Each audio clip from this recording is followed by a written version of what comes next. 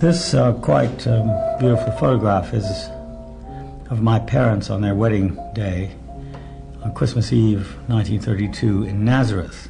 Ironically, they never went back there. My mother had grown up in Nazareth, and I recall very poignantly that during the last few weeks of her illness, she was in Washington at the time, she used to moan quietly that she wanted to go home, and of course was unable to, and she's now buried in Washington. My father, who died about 20 years before she did in Lebanon, had wanted to be buried in a small Lebanese mountain village where we had spent our summers, Dur Shwer, but for reasons having to do with national and religious rivalries in the village, he couldn't be buried there, and he ended up in a cemetery in Beirut, which is not where he wanted to be buried. So, in a way, it's a sort of fate of Palestinians not to end up where they started, but somewhere unexpected and far away.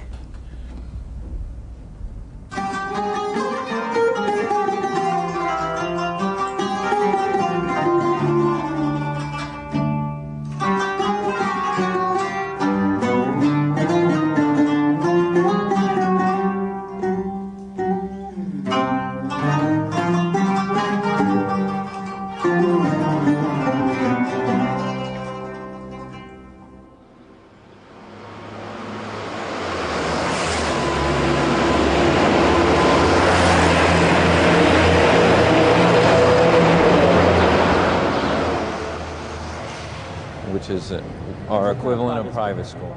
I live in New York. 50 years after we left Palestine, I've come back with my son Wadir to show him where I was born and where my father, who he's named after, went to school and was a renowned athlete. The fact that I'm ill with leukemia has given this voyage a special meaning. My father was out in 1908, and then 3 years in the first 11 in cricket, where he was a wicket keeper. And, which means that you stand behind the... Oh, like a catcher. Like a catcher, I see. He also played 4 years. See, Wadi Ibrahim, Wadi Ibrahim, Wadi Ibrahim, Wadi Ibrahim. Jewish terrorists bombed the King David Hotel in 1946. The wreckage could be seen from our house. I recall the rising sense of danger, British soldiers on the alert, and news of impending war between Palestinians and Jewish forces. But my childhood memories of Jerusalem are of a small mixed city, an even smaller Anglican community, peaceful and pleasant, with only occasional reminders that all was not well.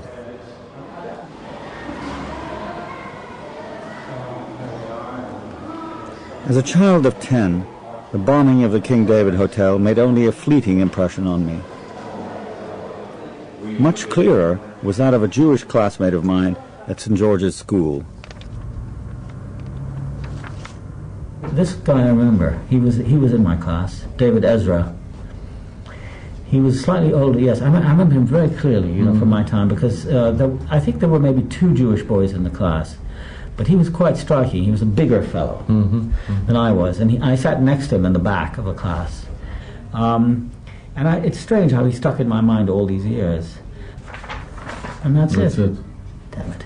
And then there's nothing after that. No, unfortunately. Yeah. Well, I think that's the way the history stopped for many of us. It ended there. This is a scene of my sisters and me playing together before my family lost its home in Jerusalem.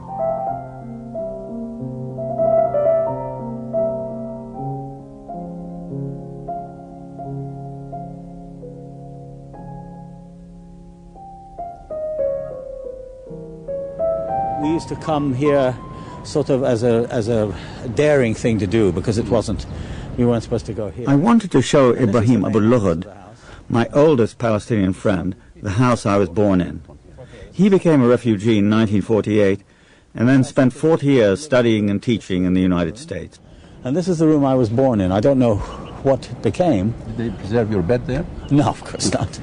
But I was born in the house by my midwife, actually, here. And this I remember extremely well, because there was a balcony on which in the summers we used to sit during the day. How old were you when you last saw the house? 12. I was 12. December of 1947. When I first came back, after 40 years, I went to every corner of Jaffa. And I walked, literally, I made up my mind that I must end my living in exile. Palestine is still here, and I'm part of this Palestinian development, and therefore I can also make a contribution and live in peace with myself in Palestine. But yeah, I'm very curious to know, because you were named after my father, and I was born here, and of course you were born in New York. What do you feel when you see it? It's strange. I mean, I feel this is where my dad was born. This is my grandfather and my grandmother and my aunts, etc. Your cousins. Yeah. It's exceptionally strange, and my first impulse is always, can't we get it back? Can't we get it back? And I it's sort of like beating a dead horse, but I think, is there some way, because I'm studying law, I think, is there some way we could litigate, draw this out, maybe get them to give it up? But, I don't know. I think I'm obsessed. Stopped? Yeah, I feel like it's sort of a dead end. It's better not to think that way, but... My connection with Palestine was always intellectual and cultural and, as I said, spiritual, but not physical. Mm. And I've resigned myself to the loss of this place. Right. But I still feel a moral commitment to it, because I think it's terribly unjust, and the injustice done to us has never really been acknowledged. I mean, standing here in front of the house I was born in, and that my family owned, I want the Israelis to understand that all of us were driven out from places like this. I mean, perhaps not as nice or not as grand, but still, this is our history, and it remains, whether they like it or have tried to forget it or not.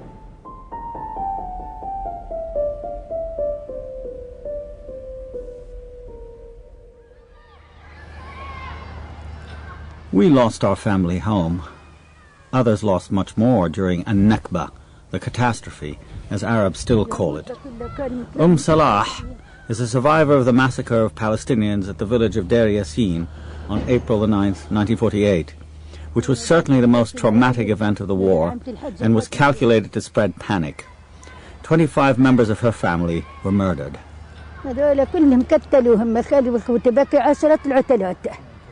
مش حاولتي انت تحمي اخوك؟ بقول لك يشهد الله على ما تكلسلك وهي في رب يشهد علي 250 ليره في عبي قلت له مشان الله هذا طالب مدرسه قال لا هذا امبارح 10 يهود قتل فكعه الكسطل قلت له والله طالب مدرسه قال لي هات المصاري انت كثير ملك كويس اخذ مصاري مني اخذ المصاري مني وفتح اخوي قدامي بأي لغه حكاكي؟ حكاكي بالعربي؟ بالعربي يا اخوي حكي لنا كان عجيبه فتح قدامي حط له 5000 في راسه. 418 Arab villages were destroyed by Jewish forces. Deir Yassin survives as an Israeli mental hospital. Weeks earlier, my son was turned back, but I slipped in unchallenged. This was a scene of such an appalling bloodbath with such horrendous consequences for Palestinians. I was 12 at the time. We were in Cairo already. It was in April of 48. And I remember my aunt, who had just come from Palestine, telling us about it. And that, I think, was part of the design, that the echoes of horror and terror and flight should be a kind of a signal to the Arabs as what would happen if they stood in the way. And it had the desired effect. According to Red Cross reports, about 245 Palestinians were killed on that day in April. One of the results of such events was that 750,000 Palestinians were made refugees, fled, or driven out. Among them was a young boy, Mahmoud Darwish, later the Palestinian national poet. ولدت ونشأت في الجليل في قرية قريبة من مدينة عكا الشهيرة، وأذكر طفولتي حتى 7 أو 6 من العمر عندما نشأت دولة إسرائيل. ونشأت دولة إسرائيل بالنسبة لي على أنقاض هذه الطفولة، لأنه تم تدمير القرية ونسفها وإقامة مستوطنات أو كيبوتسات إسرائيلية على أنقاضها. ومن هنا من هذا المكان بدأت سيرتي الشخصية ودخولي في تجربة جماعية، وبالتالي مرجعية ذاكرتي الشخصية وعلاقتها بالتجربة الجماعية تعود إلى هذا المكان الأول. يعني البئر الأولى كانت هناك. طبعا القصة أصبحت ذات شأن أو لها أهمية لأنها ارتبطت بخروج جماعي من الأرض.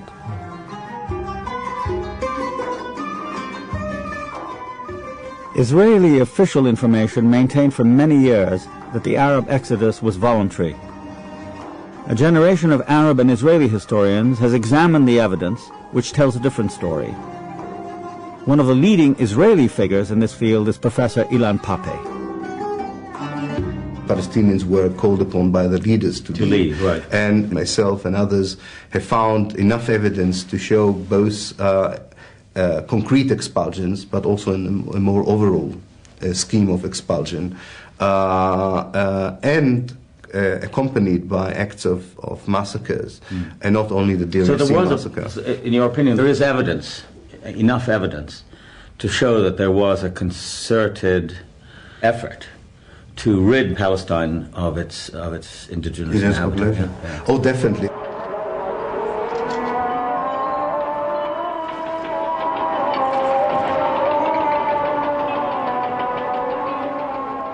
Even now, survivors of the 1948 forced exodus still live in refugee camps such as Dheisheh, a stone's throw from Bethlehem.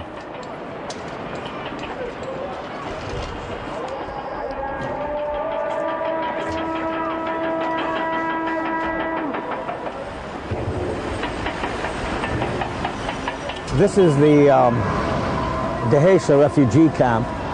The Palestinians from the coastal areas and Lid and Ramleh, who were driven out by the Israelis, came here, mostly peasants, and initially were given tents by the UN. Over time, as you can see, the tents gave way to houses, which the refugees themselves built. Then after 1967, the Israelis built a fence all around the camp, which is a square kilometer, about 8,000 people stuffed into here, and the fence kept them in. Every inhabitant of Dheisheh to get in and out had to go through these metal turnstiles, walking, and then be let back in again, so that the feeling they all had was that they were sort of bottled in here in prison. The important thing about the refugee camp is that it plays a very terrible and unfortunate role in Palestinian history, because the neighboring countries, Lebanon, Jordan, etc., has camps like this, where Palestinians were put as a way of concentrating them in one place and leaving them there until something would be done to them. And nothing was done, of course. And so a whole life grew up in here. The old people, the original inhabitants, many of whom are still here as old people, are still waiting for something to happen, to go back to their towns. In the instance of some people that we saw and talked to, their land is about 12 kilometers away, and they can actually see it. It's now Israel, and it's farmed by kibbutzes and towns, and they look at it. In some cases, they've gone back to visit, and they stand there and cry. It's their land, they'll never get it back, they feel, but they're still waiting. In the meantime, Dheisheh goes on. And there are many other camps like this in the occupied territories.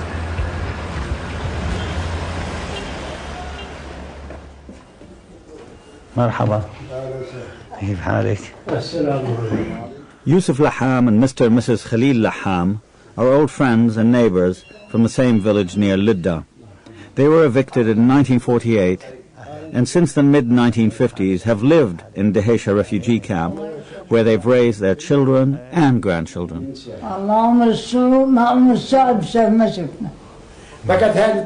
Many Palestinian refugees still keep the keys and title deeds to their old homes. They're faithfully preserved over the years, though they can't go back, and many of the houses were destroyed. هذا المفتاح نضحك على بعضنا احنا البراني. بعدين هذول كلهم كواشين احنا متأملين في شيء واحد، يعني لو بعد 1000 سنة بنموت احنا بيجوا أولادنا أولادكم أولادنا ولو بعد 200 سنة بعد 500 سنة لازم بأمر الله نرجع شايف كيف؟ فيش طريقة ثانية ما بدون الظلم أبدا. طب هلا لشو بتخلي هالمفتاح انت؟ تذكرة مشان الأولاد الأولاد ما هي عندي أنا 35 ولد وبنت اللي بيقولوا يا سيدي أولادي يعني فكرك الكوي بظل كوي؟ لا.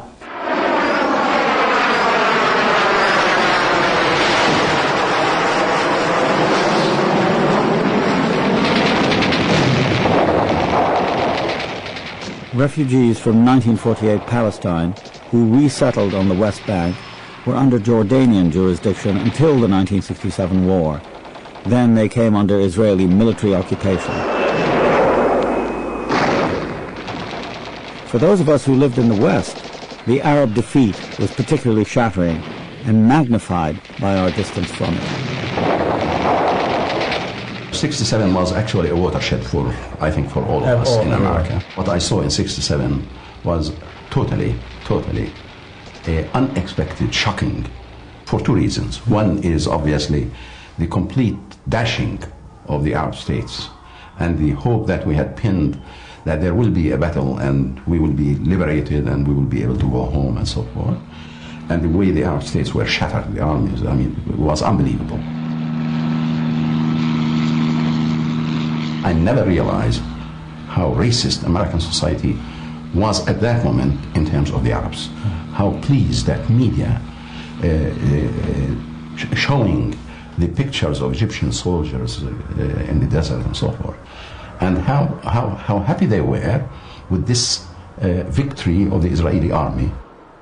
I realized that there were no voices in America for our point of view.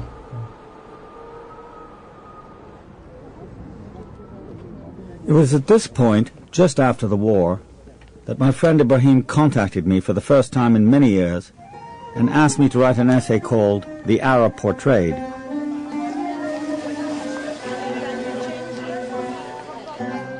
If the Arab occupies space in the mind at all, it is of negative value. He is seen as the disruptor of Israel's continuing existence, or, in a larger view, a surmountable obstacle to Israel's creation in 1948. Palestine was imagined as an empty desert waiting to burst into bloom, its inhabitants imagined as inconsequential nomads possessing no stable claim to the land and therefore no cultural permanence. At worst, the Arab is conceived as a shadow that dogs the Jew.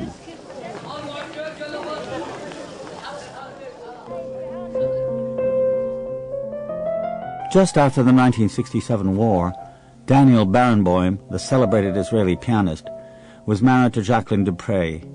Among the wedding guests was Israel's first Prime Minister, David Ben-Gurion. I met Daniel in the early 90s, and we've since become close friends, partly because of shared musical interests, partly because 1967 changed our lives. I became very much aware of the problems of Palestinian identity and the fact that... How did you become aware of them? I mean, reading? Or? Yes, and yeah, sort of in the late, after the 67 war. For me personally, the 67 war was the point where I became aware of all that. And then I realized that for the first time in history, the Jewish people were in control of another minority. Having suffered from being a persecuted minority for 2,000 years, now for the first time they were in control of another minority. I didn't like that feeling at all. I remember that as my first feeling before even understanding the whys and what fors. The stark disparity between Arab and Israeli power was painfully on display in the loss of Jerusalem, which Israel annexed in 1967. Shortly after that, I met Israel Shahak, Hebrew University professor of chemistry, Holocaust survivor, an early and outspoken human rights activist, and a trenchant critic of Israeli treatment of the Palestinians. In the 50s and 60s, Palestinians didn't exist. There were only Arabs, and all Arabs were demonized. Palestinians began to emerge in Israeli Jewish consciousness only at the 70s, and in the bad years of 67 to 73, when really Israeli Jews, and of course Jews in America, even in Britain even more, went mad. And they thought that because of the victory in 67, it will all endure forever. And because of this, actually, the civil rights became worse, very much worse than before 67. Feeling forgotten and ignored, some PLO activists turned to spectacular hijackings. 4 passenger aircraft were hijacked to Amman in Jordan in September 1970. In 1972, the Lod Airport massacre in May was followed by the killing of Israeli athletes at the Munich Olympics in September. The world took notice, but I've always felt that these actions did more harm than good, and among the Palestinian population at large, failed to engage more people in a truly mass movement.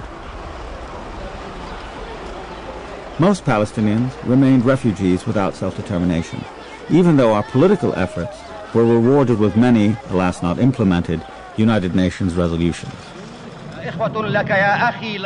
During the many years that Palestinians have had to endure exile and military occupation, Mahmoud Darwish's poetry gave voice to their anxiety and travail. He was also perceived by the leadership as representing their general view. سقط القناع عن القناع سقط القناع ولا أحد إلاك في هذا المدى المفتوح للأعداء والنسيان فاجعل كل متراس بلد.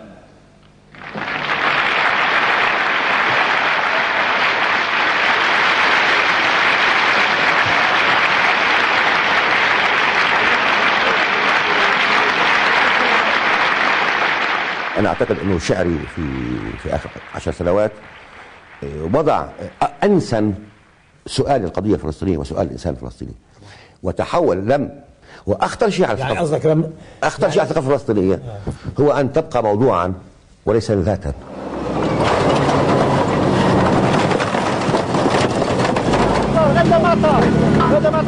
Mahmoud's words found a forlorn echo when I heard that a group of Jahalin Bedouin was being evicted by Israeli soldiers from land they had occupied since 1951.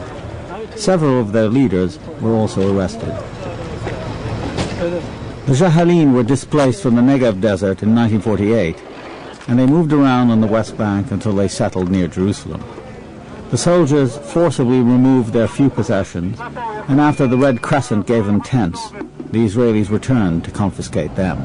This is state-owned land, declared in the early 1980s, state-owned land. The people here have received dozens of orders to move, and they after not assisting, we had to do it ourselves yesterday. Now, we arranged an alternative site for these people, a site which has water, a site that gives them the opportunity to start to build. احنا ما نقول لها ملكية لنا، احنا نقول يعطونا محل مرخص اللي نقدر نعيش فيه احنا وحلالنا، احنا مش قايلين لنا شيء. احنا مش معطينا مش معينين لنا محل. عربية فلسطينية. The story of the Jahalin's desolation was hardly mentioned by the media. When I visited them the day after their tents were taken, they were still refusing to move and were sitting in the open without shelter.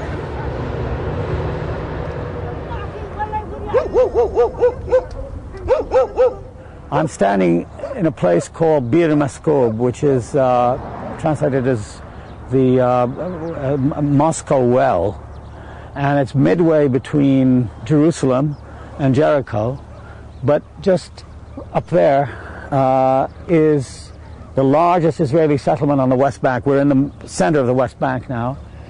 This is Ma'ale Adumim, which has about 70,000 people in it, and it's constantly expanding. There's a military post on the other side of this hill. For the last several days, they've been living without shelter, and their plight is, well, I think the only word for it is tragic, is disastrous. And this, in essence, is the Palestinian tragedy, that daily uprootings, daily evictions, daily destruction of property and homes takes place, and people are powerless to do anything about it.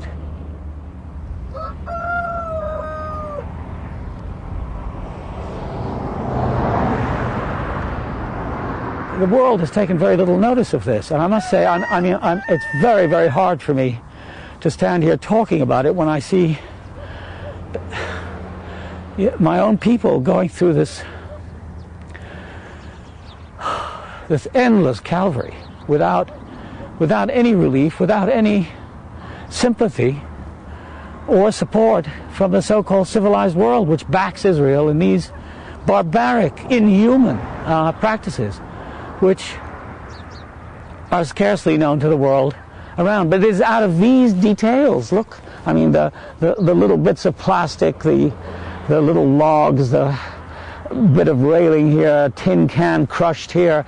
These are the atoms out of which the tragedy of Palestine is constructed every day, every minute, every hour for 50 years, and it's continuing. And we hear about the peace process, but who is protecting, who is giving these people peace?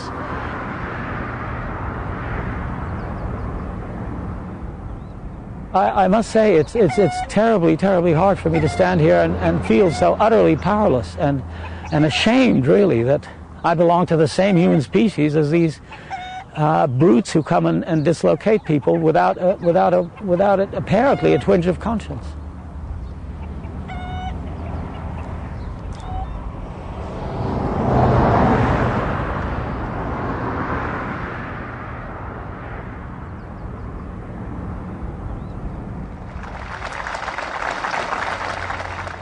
The signing of the Oslo agreements on the White House lawn in September 1993 was heralded as a new peaceful phase in the Palestinian-Israeli conflict.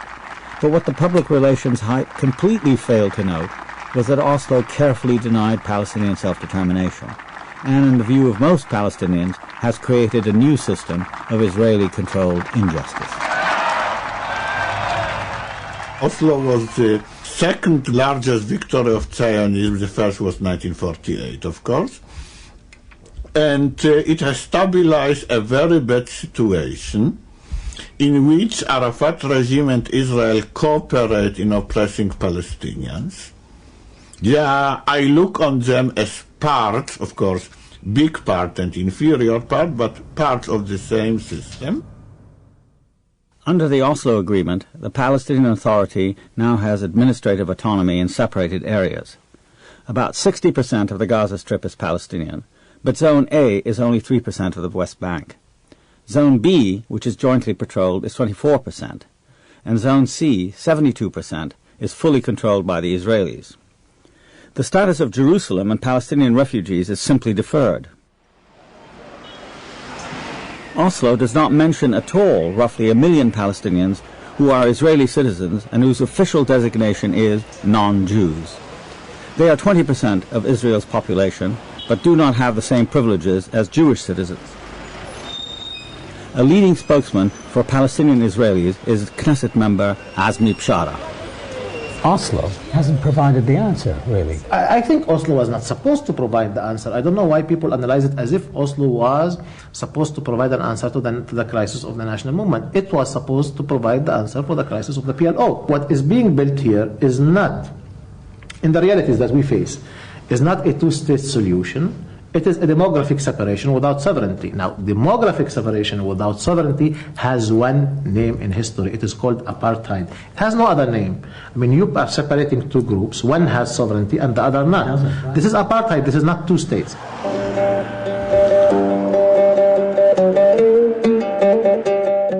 For Jewish citizens, apartheid means new, subsidized, all-Jewish settlements like Efrat, which is expanding daily near Bethlehem on the West Bank. For Arabs, apartheid works in cruel ways. Near Efrat is the village of Hussein. As elsewhere, Palestinians can neither get permission to build houses, even on land they've owned for generations, nor be certain that their land won't be taken from them. I find it heartbreaking to be told that a man can work for 13 years as a laborer to earn the money to build his own house on his ancestral land, inevitably without permission, and come home one day to discover the house bulldozed. That is Mahdi Shusha's story. عارف بحسبوها السياسيين ولا لا؟ يعني في اللحظة هذيك في حدا في الدنيا أو حدا بيعرفني وبيعرف شو صار معي بلوم علي لو أنا سويت أي عمل انتحاري. يعني دارت في المسألة زي هذا في ذهني. يعني لو قل الإنسان بده يلحق عاطفته في لحظة ممكن إنه يدمر نفسه ويدمر اللي حواليه. هذه خطرت في بالي. فأنا أي إنسان بروح مثلا يكون في عملية انتحارية ضمنا بشعر إنه مر عليه إشي صعب. فبيبقى يعني في دافع اليأس في دافع انتقام. شو اللي منعك؟ اللي منعني اللي أنا بفكر بعقلي قبل عاطفتي. Palestinian authorities, roughly 50,000 guards and members of the security organizations, offer no help to the many who endure Mahdi's plight. Since Oslo, 10,000 acres of Palestinian land, private and common, have been expropriated and 565 houses demolished. The challenge of Israel is the challenge of our own society. At a conference in Bethlehem, held by Sabil, a liberation theology organization, I argued that our national predicament demanded a more radical approach. Like success, failure is made. It's not simply an automatic thing. Failure has to be constructed and worked at until it becomes a habit and a commitment, the way most Arab regimes have been working so hard. It's neither a matter of our genes, sometimes Brahim says that, it's the Arab genes. We're committed to failure. I don't believe it.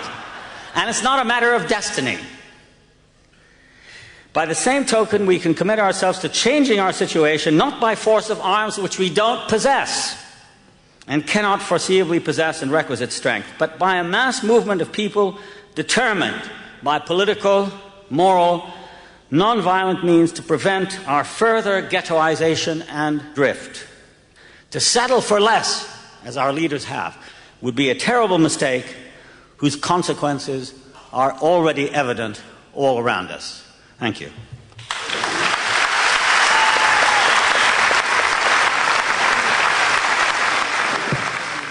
In the occupied territories, Israeli discrimination against Palestinians is clearly visible. But within Israel proper, discrimination takes subtler but no less severe forms. 92% of the land is for Jews only. This means that Palestinians cannot buy or lease it, but any Jew anywhere has the right to return to it. The law of return is a law which defines citizenship in this country. It's a law for every Jew. Anywhere in the world, whenever he likes to come here, he becomes, the day after he reaches this country, a citizen, without any process of normal immigration. And the Arabs are a phenomena which is tolerated in the best case. We are not speaking about a national minority in a normal democratic country. It is the state of the Jews. So it's a country which is predefined as the state of not of the Arab citizen. I live in America, and one of the things that is a big subject for discussion is should there or should there not be a Palestinian state? Now, the problem with that is what about you? I mean, would you go to and live in a Palestinian state? And leave our land? No. Well, I'm asking. No. My parents are born in Nazareth, and I born in Nazareth, and I want to stay to live in my land. It's my land. And your town? Yes. And my mother was born in Nazareth. Yeah? So what's your identity? Well, I'm going to ask you. Well, I have no problem with identity. I have many identities. I like that. Yeah. But I'm a Palestinian. I'm an American. I'm an Arab. Yeah, I hope I could feel like I am Palestinian and I am an Israeli at the same time. Yeah. Yeah, I want what I want and what I need, that to respect my identity, to have the opportunity to live it, and to have my rights as an Israeli citizen, as American citizen, Jewish American citizen gets his rights in America.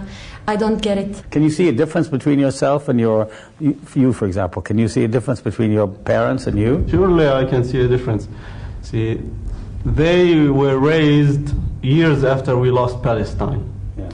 And I face the fact that we lost Palestine, and I'm living now in a Jewish state. I don't like it, but I'm fighting in my own way to destroy such a thing. But you feel you belong here. Yeah, right? I feel I belong here. Yeah. And how do you feel about the Israelis who are here? Israelis here are facts that you can't change. I'm not saying I'm gonna put them in the sea or something. I'm saying that I have to live with Israelis here, but I'm gonna live here on the basis of justice.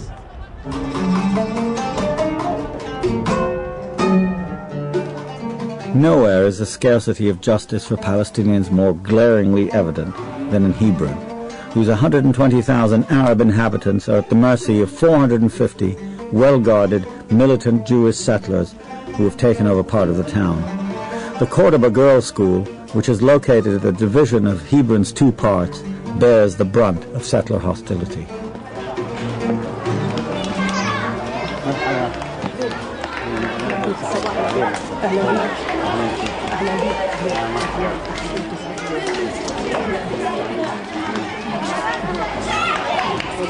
اقتحموا المدرسة.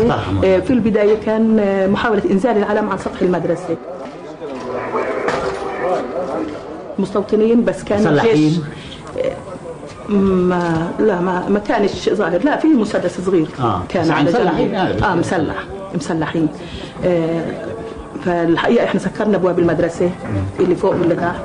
هو تسلق على جدران المدرسة من الخارج وطال العلم ونزل. كل المشاكل نزلوا علمكم، ننزل علمنا. العلم فوق بعض. هذا العلم له سنة معلق، هذا فيش قانون ينزله، فيش قانون ينزله هذا.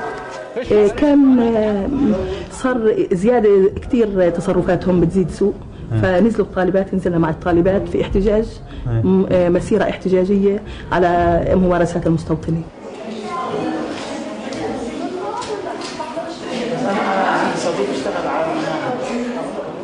تكفير المستوطنين؟ نازلة من البيت على المدرسة، تعديت محاولة اختطاف من المستوطنين. اختطاف؟ كيف يعني؟ كنت أنا نازلة كان أولاد ولا كبار؟ لا، زلمة كبير بجوب نازل مستوطن كبير، أنا نازلة من المدرسة حاول إنه يختطفني. هون تحت يعني الدرج بس؟ لا، عند البيت هون، فحاول إنه يختطفني لما إني أنا شردته ومحاولة ناس إنهم يساعدوني. محاولات كتير معنا بتصير في المدرسة، بيلتخوا علينا حجار، بيحاولوا انهم يضربونا البنات، بيضربوا، بيساعدوا انهم اولادهم يضربونا احنا، يصيروا بيصيحوا عليكم؟ اكيد، او مسيرة سلمية في سلم هون؟ لا، يعني احنا كل يوم تقريبا بناكل قتل، كيف بده يبقى في حركة سلمية ولا بده يبقى في سلام؟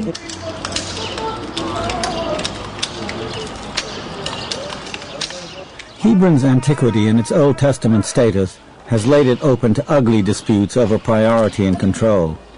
For example, the Ibrahimi Mosque, where Baruch Goldstein massacred 29 Muslim worshippers, is the site of tombs holy to Jews and Muslims, and Israeli soldiers now control divided access to it. The tension in the center of Hebron, caused by the settlers and the Israeli military presence next to the old Kasbah, has left its commerce virtually destroyed. Settlers encroached directly on Palestinian homes in Hebron. Abu Samir and his family have lived in this ancient Arab quarter for generations. Israeli settlers who want to buy property near him want to dislodge him at any price.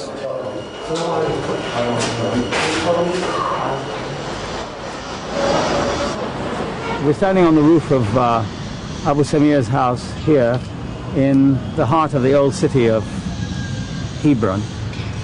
And this line that begins on that hill where those trees are, which is roughly the area of the school, of the Cordoba school, the girls' school, and runs right through along here through these new buildings, including these rather defiant, not to say aggressive, water tanks.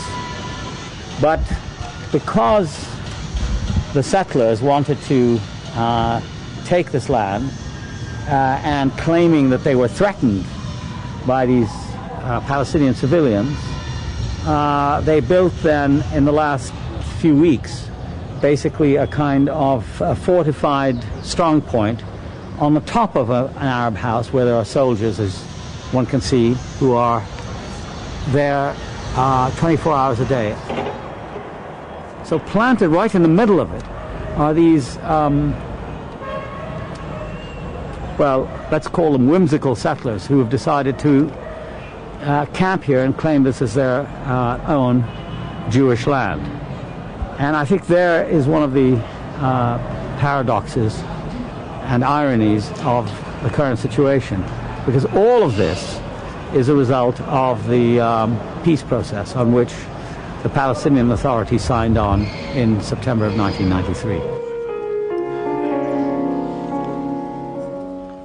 Different relationships are possible, however.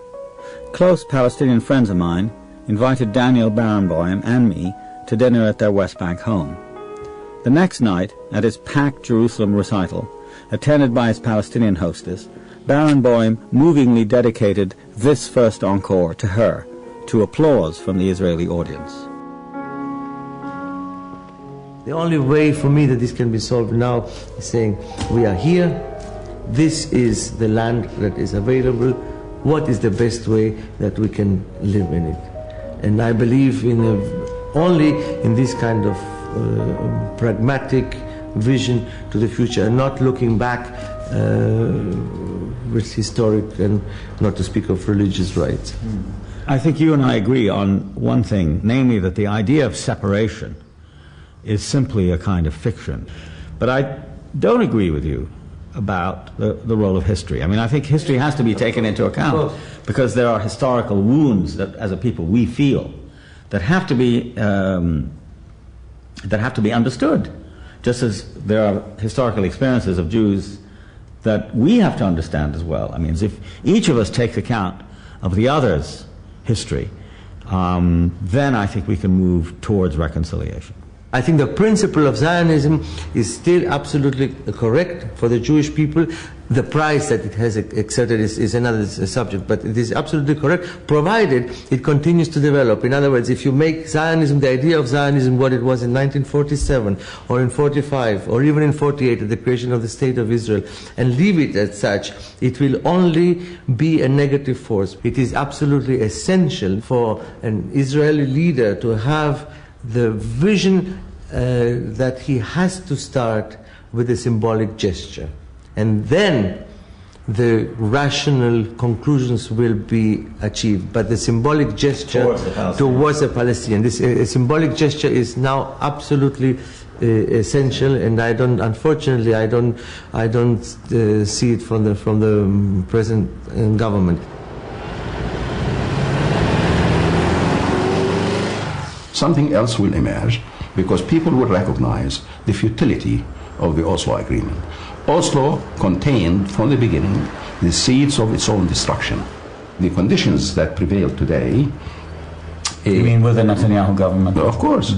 I think are exacerbating and making much more clear to Palestinians and presumably to Israelis who accept the Palestinian right to sovereignty in their territory, because there is a camp there that accepts the Palestinian reality and therefore can accept statehood. Yeah, like Barenboim, for example, says it openly. I mean, and others too. I mean, there is a segment there, just as there has been development on our side, there has been development on their side. But I think both of these sides are being undermined by the Palestinian acquiescence to the unjust terms of Oslo, and they are terrible, and the extremist policy which is articulated by Netanyahu and the Likud. And therefore that is bound, the religious parties. And that is bound in the conditions of the Arab world to produce further conflict.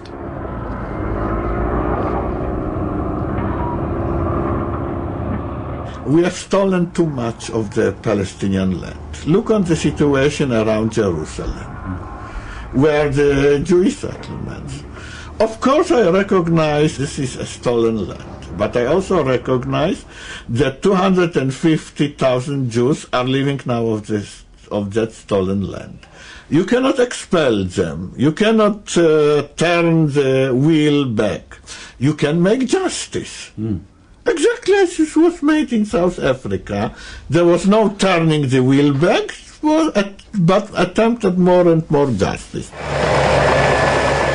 The actuality, though, is ever more injustice, as more land is taken every day for bypass roads and settlements.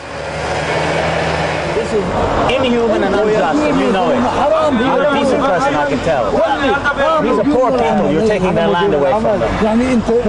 You know that to be true. You don't feel that, huh? دمغناها على طول على طول. هذا مش غير قانون، هذا مش غير قانون، هذا الارض الي وانا زرعتها. هذا ارض خطوه. لما حطوا الحلبات مين قال لك في امن؟ بوت عليه دبرت ولا ما لبكش؟ تعال يا حاج تعال. بالنسبه للدفاع عن الاراضي انت كمان ما جيتش.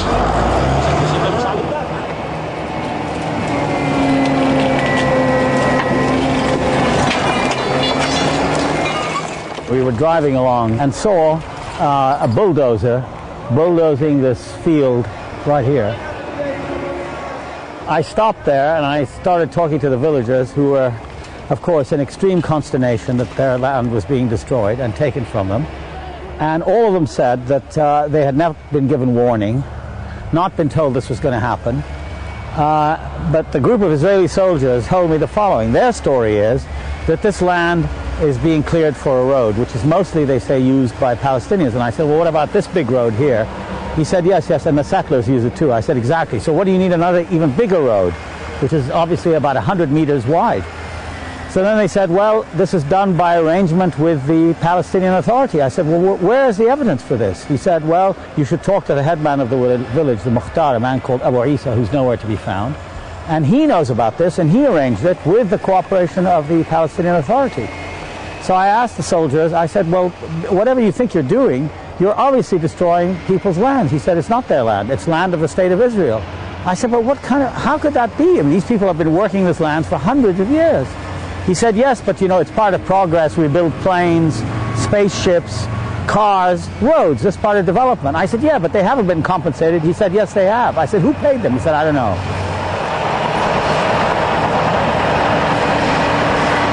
The striking thing is you could go anywhere, anytime on the West Bank and see events like this, land being taken on a daily, on an hourly basis from Palestinians, number one. And number two, the utter defenselessness of Palestinians in the face of this powerful machine just slowly robbing and dispossessing them of their land. And they have no recourse. They say they have a case in court right now, but by the time they get there, of course, the land's gone. And there's nothing they can do. The crops are ruined, and their hope for the future is pretty much destroyed. I mean, that's the essence of the problem we face as a people today.